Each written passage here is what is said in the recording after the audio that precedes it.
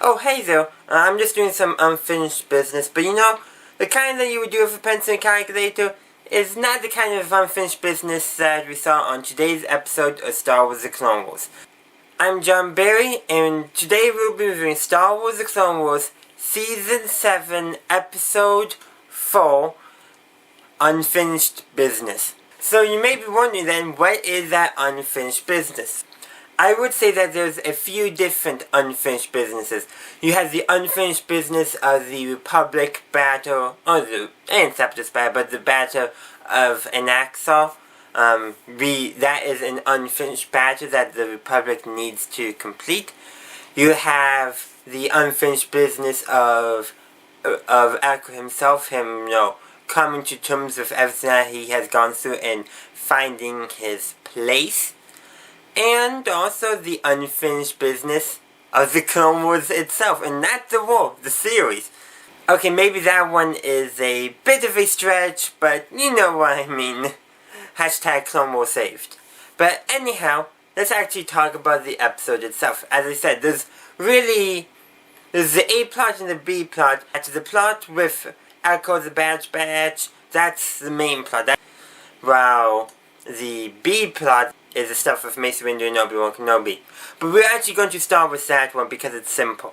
The Republic is just assaulting the main Separatist facility on Anaxar, which I gotta say, construction design-wise, does bear reminiscences, a striking similarity to the Imperial Dome on Lothal from Star Wars Rebels. I thought that was an excellent touch. Whether it was intentional or not, I don't know. I would have to say probably, because Dave Filoni is involved, or was involved in Rebels and the Clone Wars, and is now again involved in the Clone Wars. But I thought that was a good touch. Whether they had that design previously and then they used it for Rebels and then just brought it back for what they originally intended, that would have been great. Or if they replaced the original design with that design because of Rebels. Either way, I think it was an excellent choice on the part of the creators. But the Republic assault succeeds. But now we should really focus on the main part of the episode, and before I go into that, let's actually talk about the nugget, if you will, the fortune cookie at the start of every episode of Star Wars The Clone Wars. For this episode, it is trust placed in another is a trust earned. This very much has to do with Echo. In this episode, the Bad Batch, specifically Tech, expresses their but some of the others do, but they express their apprehension at Echo's loyalty. They all do it at some point, I think, except for Echo, who just wants to blow stuff up. And he does get it, because Anakin goes to Trench, gets the last code to disarm a bomb that the Separatists planted at the facility that the Republic was assaulting. He gets the last code, gives it to Windu, and he takes the self-destruct button from the ship, gives it to Wrecker. Wrecker presses it and destroys the entire fleet. I mean, that was a nice moment. It also flowed nicely because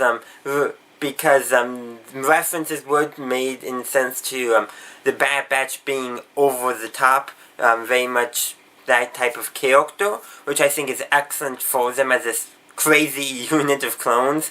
But Wrecker does something crazy that's impressive, then Crosshair does it, and then of course they kind of talking about topping each other, and then Anakin gives Wrecker the self-destruct, but then how can you top destroying a fleet?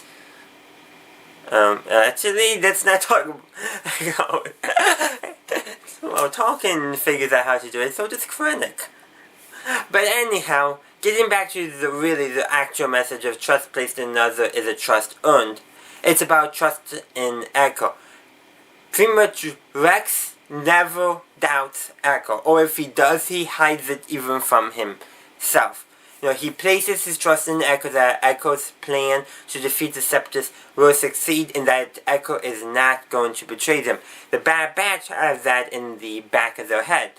Which, gotta be honest, it's not a bad stance to take. In fact, that was something they took out of the previous episode, the Bad Batch, wondering about where Echo's loyalties will lie and all that stuff. But I think in this episode it makes more context. It makes good context with the nugget. They place in trust in Echo, and therefore the trust is earned. Not just trust of Echo, but I also saying trust from Echo. So I think it's very good. It is a very good message, and trust is something that is earned. And to be trusted, you have to give trust. Does that make sense? It's how, I don't know what the words I'm searching for, but I think you guys understand. I trust you a little, you trust me a little. It's that kind of idea. It's a reciprocal thing. Trust cannot be one-sided. Which I think is actually a very good message. In these current times, we need to trust each other to make smart, good decisions. Not quite the way trust is typically being used in here, but I think that is true. But anyhow, we should talk about a bit more about the unfinished business part of the episode with Echo.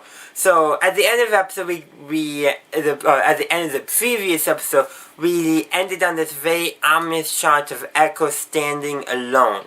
It made me wonder, like, does the subsidiary somehow have control of his brain against his will? Is able got him chipped in a way that they're able to receive messages from him still?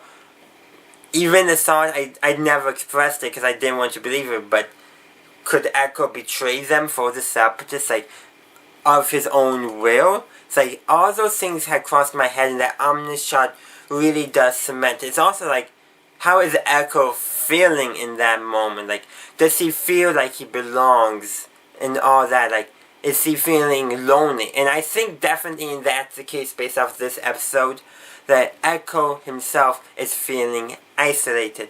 Contrast that to how this episode ends.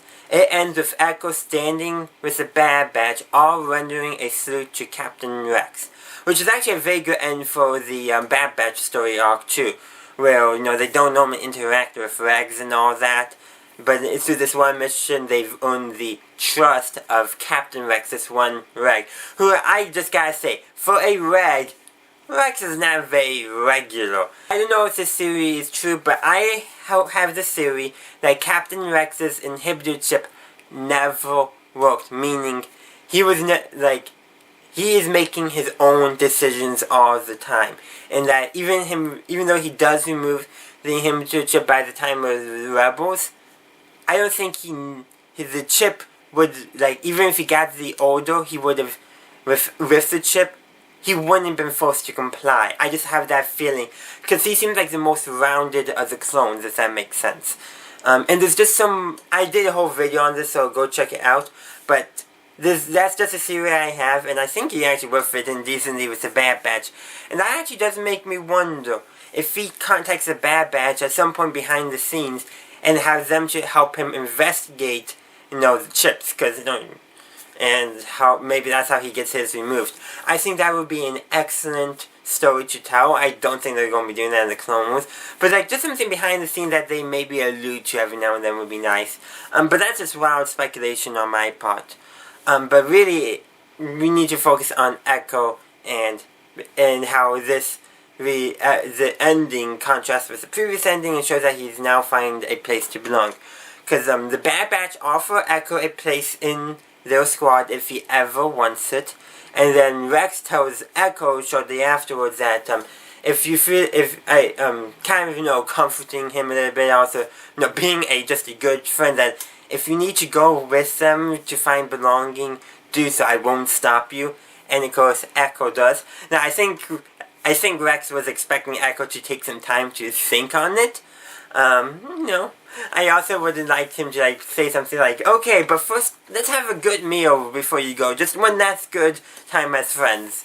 Maybe not something like that, but I would have loved that. That would have been a nice element of humor. But I think the note that they ended on was better. While I wanted that element of humor, I feel like the humor would have very much distracted from the ending, if that makes sense. It's kind of like, I want the humor, but I don't. But I think what they did, it's a somber note, but it's a very proud note that they end the episode on, and I think that is the best ending they could do, despite, kind of me wanting maybe for Rex to crack a joke or something. But, so Echo joins the Bad Batch, which did occur in the unfinished reel, but I don't exactly remember how they did it, and I do know in the unfinished reel, they did actually have the Bad Batch go to the award ceremony, which was mentioned in this. And here they just cut that out, which I think actually is for the best, establishing that while the Bad Batch are over-the-top characters, they do have this grounding of they're not into awards. Like, that is something like a lot of soldiers like you just go to any military base and, well, assuming they'll let you, but if you just see any soldiers in dress uniform, it's going, like, for American soldiers, you look on this side of their body and you'll see their awards. That's where they keep them. And they got some unit stuff on this side too, but like every soldier will have at least one award on their dress uniform at all times. Like, it's like they get, so military people like their awards. And if you look at the comical, stereotypical, dictator general, they're full of awards. Now that's turning cartoonish, but look on any military uniform that's a dress uniform and you'll see awards. So by giving the Bad Batch this one thing that you think they would be into but not, really does help ground them, just as Wrecker's fear of heights, even though he says he just has a problem with gravity. We know what it really is. It's an element that helps ground them to reality, while they're normally over-the-top characters. They just have these things to ground them. It's like they got one thing as a group that grounds them, that of them being not into the awards.